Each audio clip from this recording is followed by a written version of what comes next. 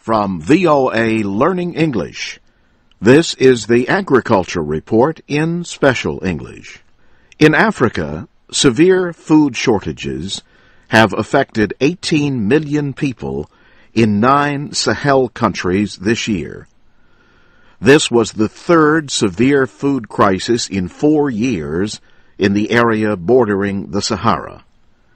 How can the Sahel break its cycle of food insecurity? Aid workers are asking that question as this year's emergency eases. David Gressly is the United Nations Regional Humanitarian Coordinator for the Sahel. If we don't seize the opportunity in 2013, there's a good chance that this whole issue will be forgotten until the next drought, and then we'll be asking ourselves the same set of questions. Mr. Gressly says during a crisis, families eat just 1 or 2 meals a day, take their children out of school, sell their animals, and go into debt. These actions put them at greater risk in a future crisis. In fact, many of the families affected by this year's food crisis had yet to recover from the earlier ones. Aid agencies sent food and emergency assistance. They supplied farmers with drought-resistant seeds, improved fertilizers, and medicine for livestock. Aid groups also work to improve irrigation systems and grain storage. These measures dealt with short-term needs.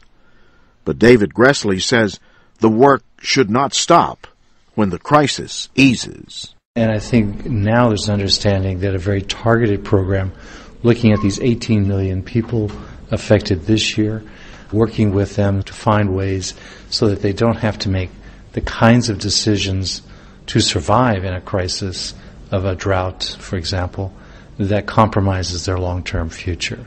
Aid groups say they are working to build the resilience of communities, to make them stronger during a crisis.